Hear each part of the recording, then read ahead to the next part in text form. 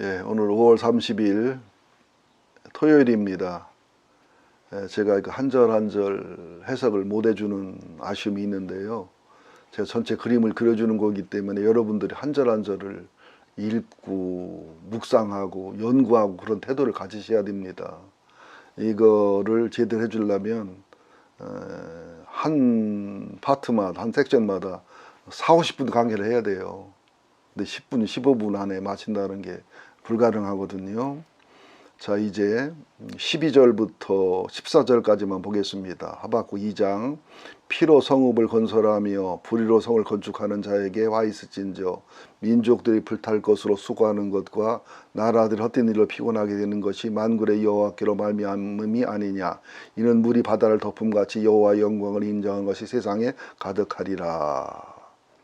우선 12절 17절에 보면 이웃 나라에게 폭력을 행사한 바벨론, 또 자기 나라 군사력이 강건하다고 해서 잔인하게 이웃 나라를 지배하고 핍박하고 착취했던 그것을 하나님이 심판하는데, 바벨론에 대한 심판으로 끝나는 게 아니라, 바벨론의 멸망 끝나는 게 아니라 이제 페르시아의 고레스 왕이 바벨론을 멸망시키고 고레스 왕이 이제 이스라엘 유다 민족을 포로를 귀환시키잖아요. 고레스를 이제 메시아의 사역 중 하나로 비교하기도 하는데, 그런 일을 통해서 바벨론도 심판하고 또 그런 일을 통해 유다를 언약을 지켜서 바벨론 포로를 돌아오기도 하지만, 그걸 통해서 물이 바다를 덮음같이 여호와의 영광, 하나님이 살아계신 것을 온 세상에 알게 한다는 거고요. 또 애굽에서 노예에서 풀려난 것처럼 바벨론 포로에서 이렇게 돌아오는 것처럼 하나님이 사람 돼서 우리들의 세상에 애굽이라는 것으로부터 우리를 노예로부터 해방시키기도 하고, 바벨론이라는 우리를 묶는 포로, 영적인 포로에서 우리를 해방시키기도 하는 메시아 사역을 보여주는, 그래서 바벨론을 징별로 끝나는 게 아니라 유다의 포로 귀환으로 끝나는 것이 아니라 하나님의 출애굽의 그런 그 구원의 역사, 바벨론 포로의 치유의 역사를 예수 그리스도의 십자가와 그분의 보혈과 부활과 성령을 통해서 실제로 보여주는 그런 모습들, 그것이 또 이사야서나 또 예수님 말씀 속에 사역 속에 다 포함이 되어 있거든요. 제가 지금 잠깐 얘기하지만 지금 말씀 속에서도 이사야, 에레미야, 소선지자, 마태복음, 요한계시록, 창세기를 왔다 갔다 한단 말이죠. 이것을 여러분이 지혜와 계시를 부어서 깨닫기를 원하고요. 성경 좀 읽으세요. 성경 좀 연구하시고요. 예?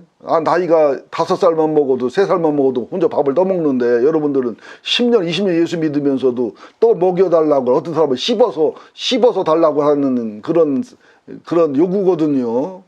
다른 걸 잘하시고 똑똑하시면서 왜 이렇게 성경은 그냥 몰라도 된다고 생각하는 건지, 그냥 성경 그 상태에 머무르려는 건지, 좀 큐티하는 여러분 훌륭하고 좋은 분들이지만 좀 더 성경을 사랑하고 연구하셨으면 좋겠다는 말이고요. 그 다음에 이제 15절부터 여기 17절까지는 바벨론에 대한 네 번째 화를 얘기하는데, 여기 15절부터 17절까지는 이웃에게 폭력을 행사한 거라든지, 또 이웃에게 괴로움을 줬다라든지 이런 것들이죠. 또 이웃을 미혹했다라든지, 이웃에게 술을 마시게 하고 자기 분노를 더하여 그의 최악의 하체를 드러나게 하고, 또 수치가 가득하게 하고, 또 더러운 욕이 내 영광을 가리게 되고, 내가 레바논에게 강포를 행한 것과 짐승을 죽인 것, 사람의 피를 흘리며 땅과 성읍의 모든 주인의 강포를 행한 것 같이 내게로 돌아온다. 이게 바벨론에게 만약에 보응의 법칙처럼 바벨론에게도 그 하나님의 그 부메랑의 법칙처럼 그렇게 교만하고 하나님도 무시하고 이웃 나라와 이웃 국민과 그 과시를 하고 잔인을 떨었던 모습들의 보응이 탁 나타나고 그 심판이 행해질 것을 얘기하는 겁니다. 이런 성경을 보면 우리가 부자가 돼도 가난한 사람 무시할 수가 없어요. 우리가 높은 자리에 가도 남을 멸시할 수가 없습니다. 권불실명이라고 하잖아요. 여러분 한번 중국 역사를 연구해 보시고 세계 역사를 연구해 보시고 성경 역사를 연구해 보세요. 황제도 보응받습니다. 나중에 어떤 나라도 보응을 받습니다. 그래서 하나님은 살아계시다는 거. 우리들의 시간을 하나님을 계산하지 말고, 우리들의 그 입장을 하나님을 계산하지 말고, 우리들의 수준을 하나님을 따지지 말라는 겁니다. 그 다음에 이제 18절부터 20절까지는 우상을 숭배한 바벨론을 심판하는 모습인데요. 새긴 우상은 18절이죠. 그 새겨 만든 자에게 무엇이 유익하겠느냐. 부어 만든 우상은 거짓 스승이라. 만든 자가 이 말하지 못한 우상을 의지하니 무엇이 유익하겠느냐. 얼마나 우습습니까? 자기 손으로 나무를 깎아 만들어 놓고 내 신이라고 하고, 자기 손으로 이렇게 탑을 쌓아놓고서 내 신이라고 하는 이 모습이 얼마나 참 바보 같고 멍청한 모습이냐는 거죠. 또 19절에도 보면 나무에게 깨라 하며 말하지 못한 도란에게 일어나라 하는 자에게 화가 있을진저 그것을 교훈을 베풀겠느냐. 보라, 이는 금과 은으로 입힌 것인즉 그 속에 생기가 도무지 없느니라. 오직 여호와는 그 성전에 계시니 온 땅 그 앞에서 잠잠할지니라. 그러니까 이 우상을 섬긴다는 것은요, 바보고 멍청한 짓이지만 이걸 영적으로 보면은 하나님에게 줄 사랑을 뭔가 야망하게 두는, 하나님에게 줄 권위를 뭔가 돈에게 주는. 그러니까 여러분들, 이 천하 만물은 우리 인간을 의해서 쓰임받을 존재고, 인간은 하나님 영광을 위해 사용되어야 될 존재인데, 하나님을 무시하고 인간을 위해서 사용되어야 될, 하나님을 위해 써야 될 만물을 섬기는 이 바보집이 우상 숭배인 것처럼 이것이 영적으로는 이 정반대 현상이 나타난다는 뜻이에요. 그러니까 우상 숭배하는 것이나 욕심을 따라 사는 것이나 또 다른 신을 섬기는 것이나 야망과 욕망을 따라 하나님의 만든 신적인 존재 원리를 따라 살지 않고 야망과 욕심의 존재 사는 것이나, 이게 똑같은 그런 얘기거든요.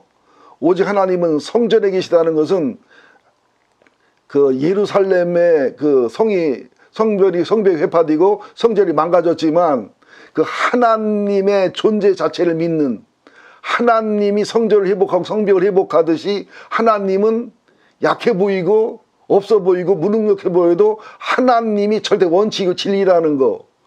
우리는 뭔가 말로는 못하지만 양심이라는 게 있고 상식이라는 게 있고 원칙이라는 게 있잖아요. 또 사람마다 기준이라는 게 있잖아요. 이게 하나님이 살아계신 원리고, 사람은 죄책감이라는 게 있고 한이라는 게 있잖아요.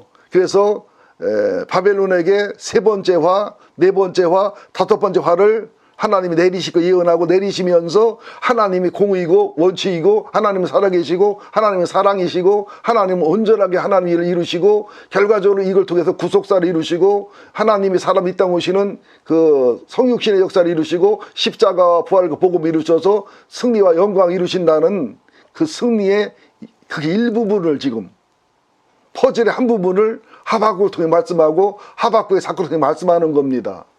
아무쪼록 하나님의 이 퍼즐을 찾아가시고 퍼즐을 맞춰서 퍼즐을 완성한 그림을 보는 것처럼 하나님을 현미경으로도 보지만 또 맨눈으로 보고 돋보기로 보지만 만원경으로 보고 전자만원경으로 보는 가장 작아 보이는 안 보이는 하나님, 가장 커서 안 보이는 하나님의 양끝달을 볼 수 있는 그런 믿음과 그 은혜를 알고, 이런 고난과 고통 속에서도 물이 바다를 덮음같이 여호와의 영광이 가득하는, 하나님이 전쟁을 일으켜도, 전쟁이 져도, 전쟁이 이겨도, 나라를 세워도, 나라가 망해도, 어떤 세상 역사 속에서도 하나님은 살아계시고 하나님은 사랑이고 하나님은 공의고 하나님의 영광 가득하고 하나님은 능력이시고 하나님이 주관하신다는 사실을 믿고 아는, 이 믿음을 가지고 흔들리지 않습니다.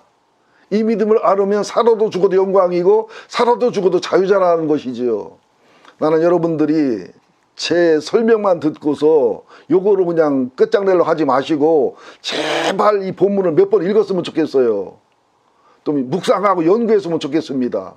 그래서 뭔가 성경의 맛을 좀 알아가는, 성경의 맥을 집어가는, 하나님의 마음, 이 시대를 향한 하나님의 슬픔과 분노와 답답함을 알아가는, 이 시대를 향한 이 말씀을 깨달은 선지자들, 목회자들의 몸부림과 눈물을 아는 그런 분들이 있으시기를, 그런 분이 10명만 나온다고 해도 100명만 나온다고 해도 이 교회는 어마어마한 위대한 교회가 될 줄로 믿습니다. 하나님 고맙습니다.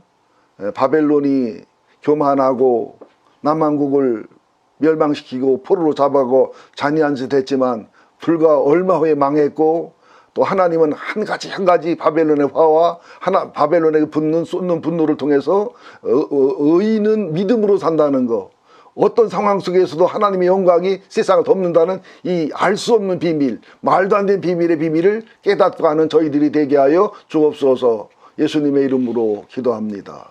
아멘.